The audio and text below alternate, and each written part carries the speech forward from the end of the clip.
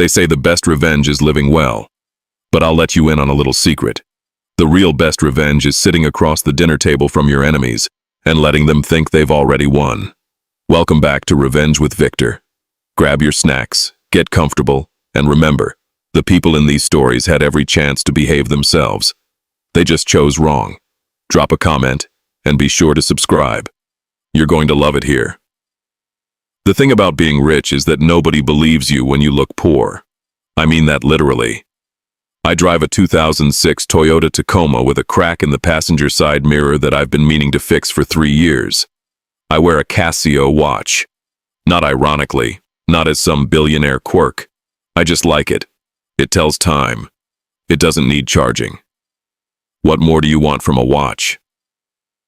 My name is Frank Colton, and for the last 22 years I have owned Colton Marsh Industries, a manufacturing and logistics conglomerate that quietly sits in the top tier of its sector. We move product across 14 states. We employ just under 4,000 people. Last fiscal year, we cleared a number that would make your coffee go cold if I told you. But walk up to me on a Wednesday morning outside my house in Beckley, West Virginia, watering my tomatoes in a flannel shirt and beat-up garden clogs, and you'd offer me a coupon, not a boardroom seat. That's exactly how I like it. Now, my daughter Lacey, God bless her, did not inherit my love of invisibility. She's sharp, she's beautiful, she's got her mother's laugh, and unfortunately, her mother's taste for dramatic men. When she brought Clayton Hale home for the first time 3 Thanksgivings ago, I shook his hand, looked him in the eye, and thought, this man has never been told no in his entire life. You can always tell there's a particular shine to people like that, like the world has been buffing them their whole lives. Clayton wasn't a bad person. I want to be clear about that. At least that's what I kept telling myself. He was smart, well-dressed, confident in a way that filled rooms. When I quietly put him through our internal vetting process, yes, I vetted my daughter's boyfriend. I'm not apologetic about it. His numbers were solid. His instincts were sharp. So when Lacey told me she was serious about him, I did something I'd never done for any hire in 22 years. I was promoted from emotion. I made Clayton Hale the CEO of Colton Marsh Industries. He had no idea who he was really working for. As far as Clayton knew, he had been headhunted by a prestigious firm, interviewed by a panel of executives, and earned the position on pure merit, which, to be fair, he mostly had. I just greased the door a little. Lacey knew, of course. She thought it was equal parts sweet and insane. "Dad," she said the night I told her, sitting at my kitchen counter with a mug of chamomile tea. "You do understand that this is the plot of a soap opera. I prefer to think of it as strategic family planning," I told her. She gave me the look. You fathers out there know the look. The one that says, "I love you and you are completely unwell." For 14 months, everything was fine. Clayton ran the company well, better than I expected, honestly, which both pleased me and annoyed me in equal measure because it meant Lacey had better taste than I gave her credit for, and I wasn't ready to admit that yet. Then, one Thursday evening in March, Clayton called me. Not as a son-in-law. He called me the way he always did, warm, respectful, slightly performative in the way young executives are when they think they're talking to a simple older man. "Frank," he said, "I want you to come to dinner, meet my parents properly. They're in town for the weekend. Honestly, they've been asking about you for a while." Something in my stomach shifted when he said that. Not an alarm exactly, more like the feeling you get when a word sounds familiar, but you can't quite place where you heard it. "They've been asking about me," I said. "Yeah," he said, and there was a half-beat pause that lasted just a little too long. "You know how parents are. They want to know who their son married." I almost said no. My gut was speaking pretty clearly. But there is a version of me, the version that spent 30 years building something from nothing, the version that's been tested and come out the other side, that doesn't run from gut feelings. He walks toward them slowly with his hands in his pockets. "Sure," I said. "Tell me where." The restaurant was called Aldridge's, the kind of place where the menu has no prices, and the waitstaff introduces themselves by first name and makes eye contact like they've been trained to. I wore my cleanest flannel on purpose. Clayton met me at the door, freshly barbered, wearing a jacket that probably cost more than my first car. He looked at my shirt, and to his credit, to his genuine credit, he didn't flinch. "You look great," he said. "I look like a man who found parking," I replied. He laughed. I didn't. Inside, Stuart and Norma Hale were already seated. "Now I need you to understand something about first impressions. In my experience, people who have done something wrong always overcorrect when they meet you. They're too warm, too welcoming. The smile arrives before the eyes do." Stuart Hale stood up and shook my hand with both of his. The double-handed shake, which in my experience means either you're deeply sincere or you're deeply calculating, and said, "Frank, we have heard so much about you. Please sit. Sit." Norma touched my arm and said I looked wonderfully comfortable, which is the expensive restaurant way of saying she'd clocked my flannel and filed it under not a threat. Good. We ordered. We made small talk. Clayton talked about the company carefully the way he always did around me, keeping details vague out of what he thought was professional courtesy. Stuart asked about my little property in Beckley, which Lacey had apparently mentioned. I told him I grew tomatoes. He nodded the way people nod when they've stopped listening. And then about 40 minutes in, right between the entree and the moment I was starting to think maybe I'd imagined the whole thing, Stuart Hale reached into the inside pocket of his blazer. He pulled out an envelope, cream-colored, thick, the kind of envelope that doesn't come from a drugstore. He placed it on the table in front of me gently, deliberately. The way you place something when you want the other person to understand that what's inside is significant. He folded his hands. Norma picked up her wine glass. "Clayton, and this is the part I keep coming back to." Clayton looked down at his plate. "Frank," Stuart said, his voice dropping just enough to signal that we were no longer doing small talk. "We've been wanting to sit down with you for a long time. There are some things about the past, about your history, that we think deserve a conversation." I looked at the envelope. I looked at Stuart. I looked at Clayton, who was still studying his salmon like it owed him money. And I thought, there it is. 22 years of building. 22 years of silence. 22 years of believing that what happened with Victor Marsh stayed buried in the ground where I put it. I picked up my water glass, took a slow sip. "Stuart," I said, setting it down with a quiet click. "Before I open that, I think you should know something about me." He smiled, patient, confident, the smile of a man holding what he believes are all the cards. "I'm listening," he said. I leaned forward. I never sit down at a table I haven't already flipped. The envelope sat between us like a grenade with the pin already pulled, and nobody at that table, not Stuart, not Norma, not even Clayton, knew which one of us was already holding the pin. If you've made it this far, do us one quick favor. Subscribe. A lot of people watch without ever doing it, but it costs you nothing and means everything to us. Thank you genuinely. I did not open the envelope right away. That's important because the whole game, and make no mistake, this was absolutely a game, depended on who blinked first. Stuart Hale had spent what I imagined was a considerable amount of time preparing for this moment. The restaurant, the timing, the cream-colored envelope, was placed just so. This was choreography, and choreography only works when the other person follows the steps you laid out for them. I had no intention of dancing, so I picked up my fork, cut into my steak, chewed slowly, and let the silence sit on that table like a fifth guest nobody had invited. Norma shifted in her seat. Stuart's patient smile developed a small crack in the left corner. Clayton still hadn't looked up. Finally, after what I counted as a very satisfying 45 seconds, I set my fork down, wiped my mouth with the cloth napkin, and reached for the envelope. Inside were documents photocopied but clean, organized with the kind of deliberate neatness that says a lawyer touched these. I didn't read them immediately. I didn't need to because the moment my eyes landed on the name at the top of the first page, my entire chest went cold and completely calm at the exact same time. Victor Marsh. Let me tell you about Victor Marsh. In 1987, Victor Marsh and I were partners. We were 26 years old. Broke in the specific way that only young men with enormous ambition and zero capital can be broke. And we had a plan to build something. A small manufacturing outfit in Columbus. Nothing glamorous. Metal parts for industrial equipment. The kind of business that doesn't make headlines but makes the world run. For 4 years we built it together. And for 4 years I ignored every sign that Victor was not the man I believed him to be. He was skimming. Not dramatically, not all at once. The way termites work, quietly, consistently until the structure is hollow, and you don't know it until you lean on the wrong wall.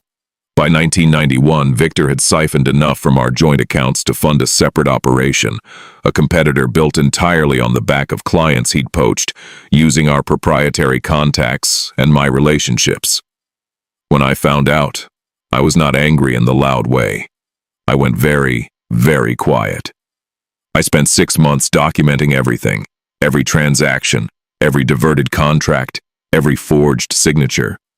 And when I had enough, when the file was thick enough to end him 17 different ways, I sat across from Victor Marsh in that same small Columbus office, and I gave him a choice.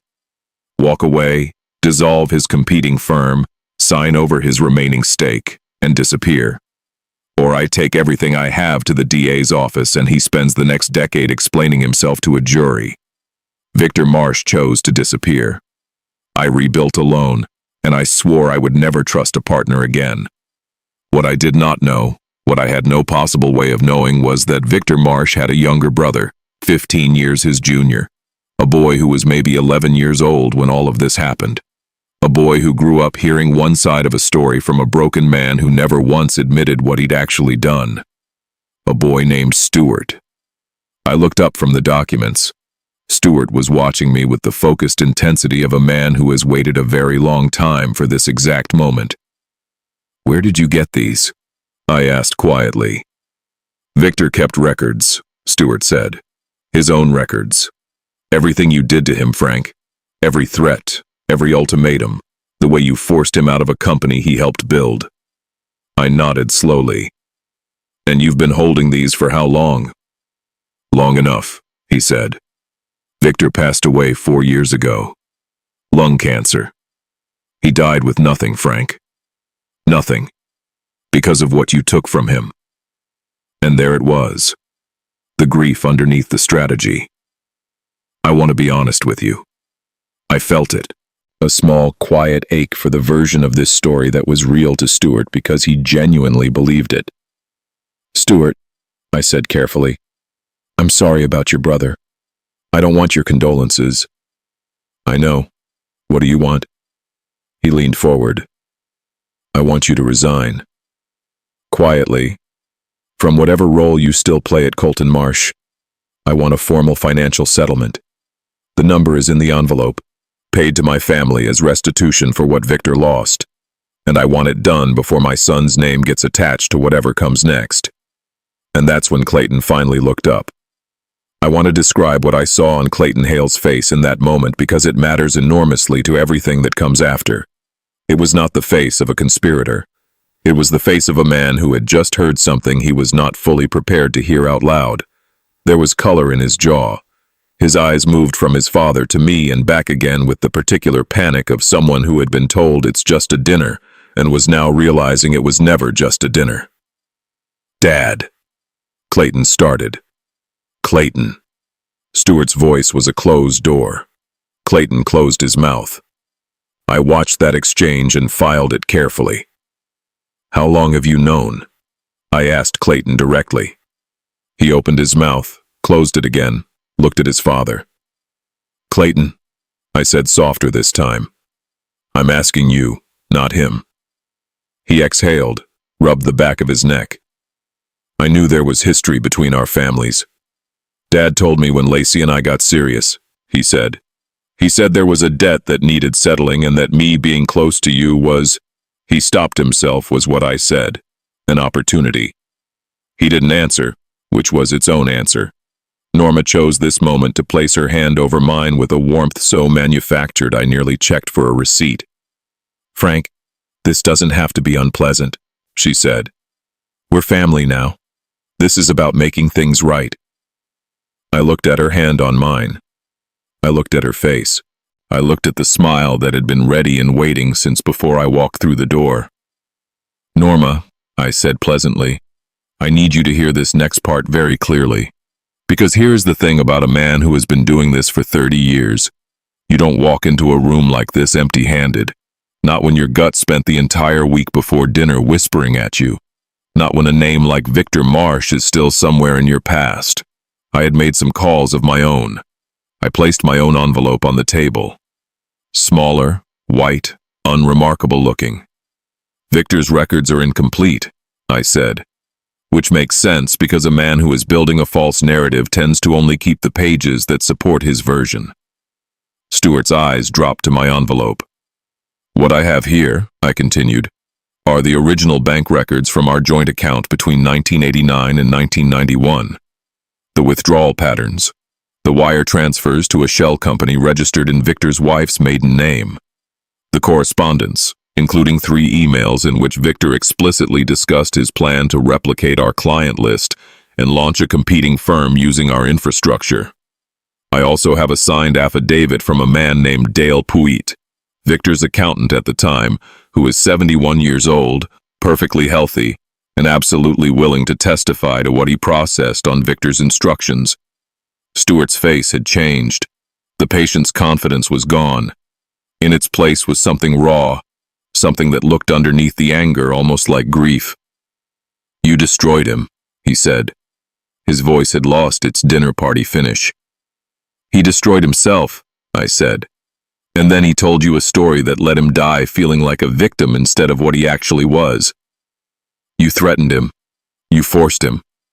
I gave him a choice," I said. The same choice the law would have given him, except with considerably less public humiliation. What he did with that choice was entirely his own. Stuart stood up, not dramatically, just the slow rise of a man whose legs have made a decision before his brain caught up. Norma touched his arm. "Sit down, Stuart," I said quietly.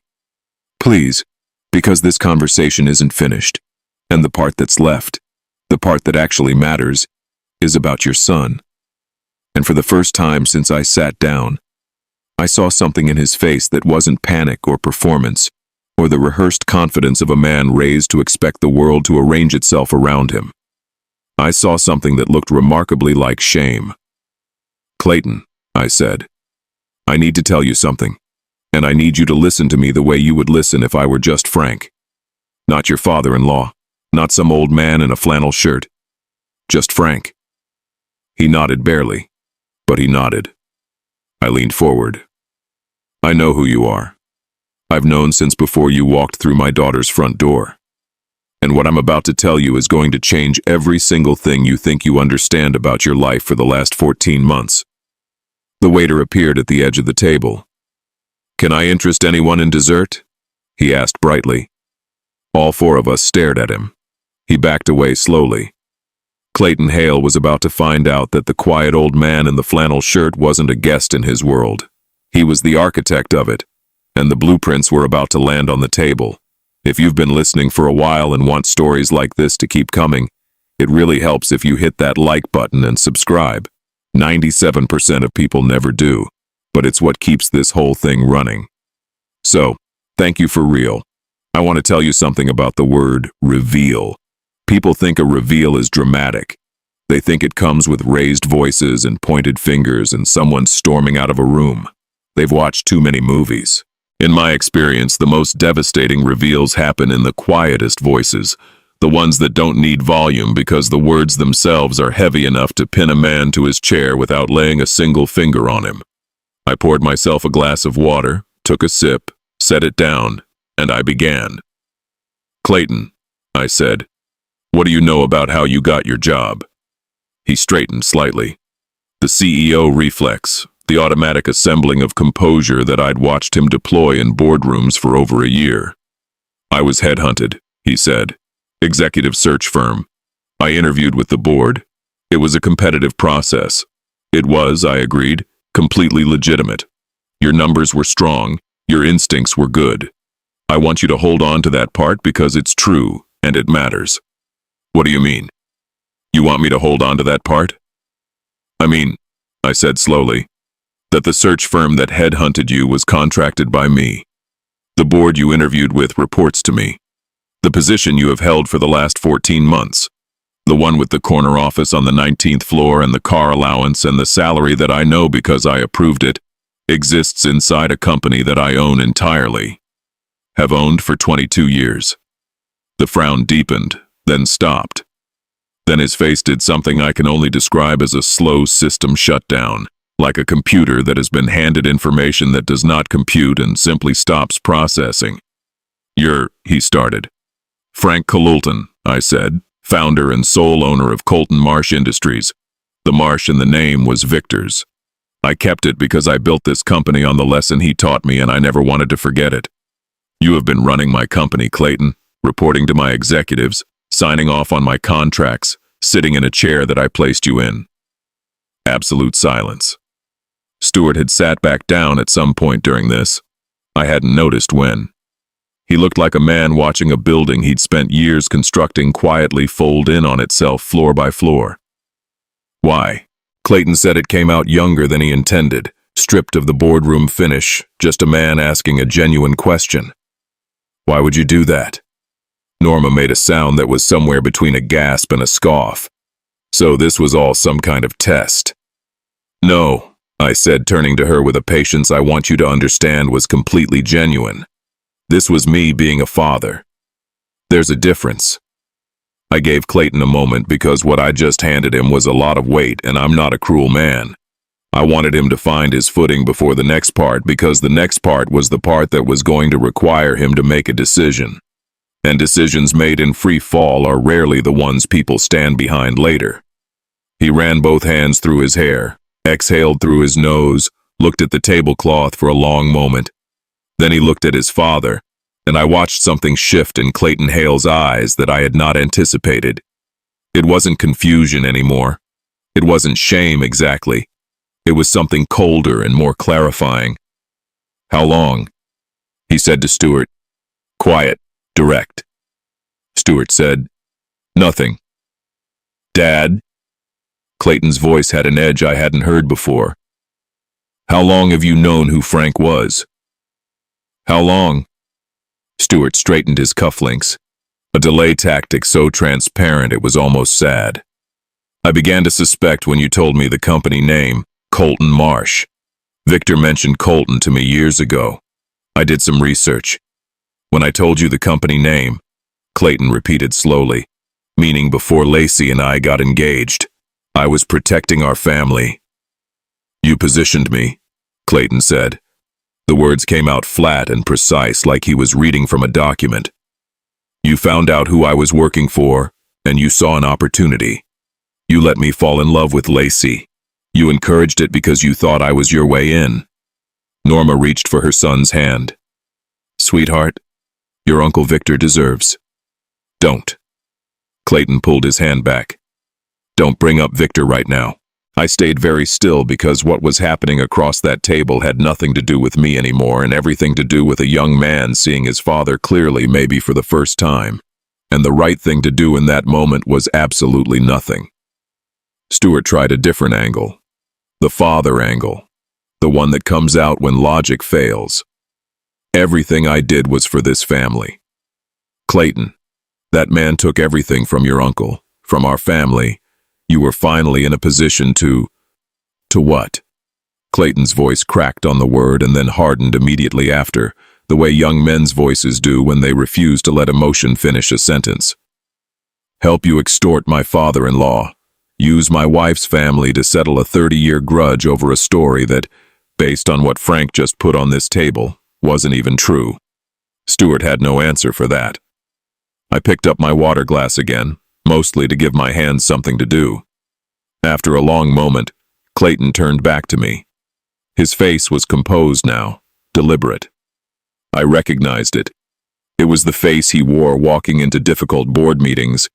It was, I realized with a quiet pride I kept entirely to myself, the face of a CEO.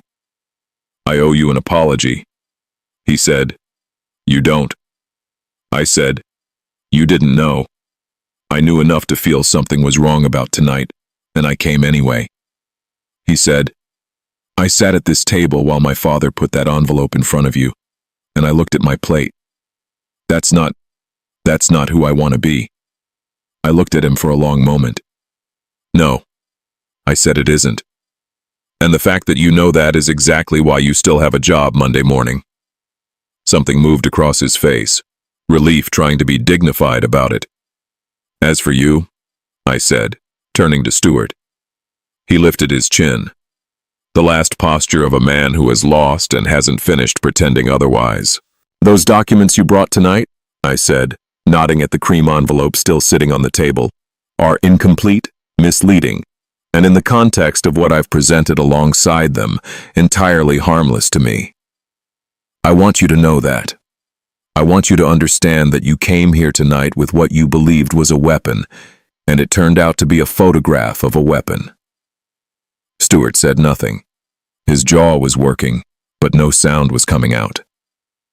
I'm not going to pursue anything legal against you, I continued. Not because I couldn't, but because Victor was your brother, and grief makes people do things that the undamaged version of themselves never would. I understand that. I'm genuinely sorry for how he told you that story, and I'm sorry you spent years carrying it. Norma's eyes were wet. She was looking at the tablecloth. I almost felt sorry for her. Almost.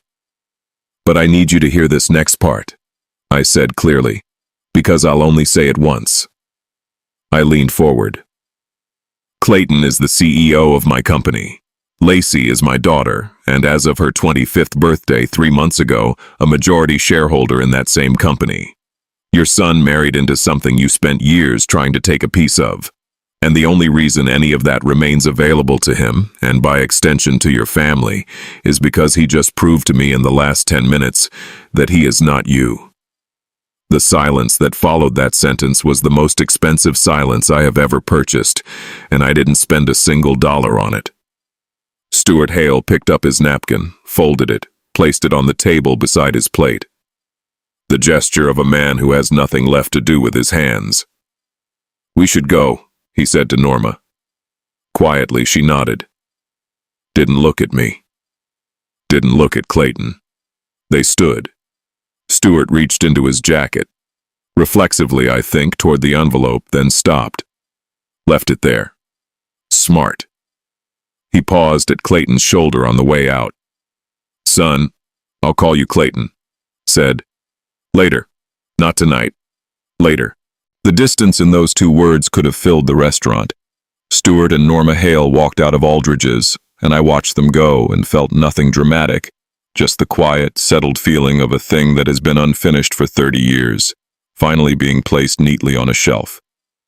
Clayton and I sat in silence for a moment. The waiter appeared again, bless him, with the confidence of a man who had decided the storm had passed. Dessert? He asked. Clayton looked at me. I looked at Clayton. You know what? I said. Yes. What's the chocolate thing? 2 of those, I said. And coffee. Real coffee. Not the decaf nonsense. The waiter disappeared. Clayton let out a breath that sounded like it had been waiting since before the appetizers. Frank, he said. Yeah, I need to ask you something, and I need you to be honest with me always. He looked me directly in the eye. Do you actually trust me to run the company? Not as Lacey's husband. As a CEO, I considered the question the way it deserved to be considered. 6 months ago, I said you restructured the Midwest distribution chain and saved us $4.3 million annually. You did it without being asked. You identified the problem, built the solution, and presented it to the board before I even knew there was an issue. I paused. So, yes, I trust you. He nodded slowly. Processing. But I added. He looked up. Monday morning, you and I are having a proper conversation. Not father-in-law and son-in-law, not owner and CEO, 2 men. Honest conversation about what we both know and how we move forward. No more gaps, no more flannel shirt mystery. The corner of his mouth moved. You're really not going to stop wearing the flannel, are you? The flannel is non-negotiable, I said firmly. He laughed. A real one. The first real thing I'd heard from him all evening. The lava cakes arrived. We ate them. The chocolate was obscenely good. I made a note to tip the waiter generously on the way out because honestly, the man had earned it. I drove home in my 2006 Toyota Tacoma with the cracked passenger mirror. The city moved past the windows and I let it. I thought about Victor Marsh, the young man he was before greed got its hooks in him. I thought about Stuart sitting somewhere tonight with a story he'd have to rebuild from the foundation up. I thought about Clayton driving home to my daughter, trying to figure out how to explain an evening that had rearranged his entire understanding of his own life. I thought about what it means to build something, not just a company. A way of moving through the world that means when someone finally comes for you, and someone always eventually comes for you, you are not caught off guard at a dinner table. You are already home. I pulled into my driveway, sat in the truck for a minute, looked at my house, modest, warm, lit from inside because Lacey had stopped by earlier and never remembers to turn off the kitchen light. My phone buzzed. A text from Clayton. I told Lacey everything. She says you're impossible and she loves you. Also, she says the flannel thing is embarrassing and she agrees with me. I smiled at my phone in the dark, typed back, tell her the flannel built her inheritance. I put the phone in my pocket, got out of the truck, walked up to my front door. Somewhere across the city, Stuart Hale was sitting with an empty envelope and a story with holes in it. And I was going home to my tomatoes. Some men built empires to prove something. Frank Colulton built his to protect something. There's a difference. And tonight, finally, everyone at the table understood it. If you liked this story, join our community by hitting that like button and subscribing for more real, raw, and family-centered stories. And as always, thank you for being a part of this sphere.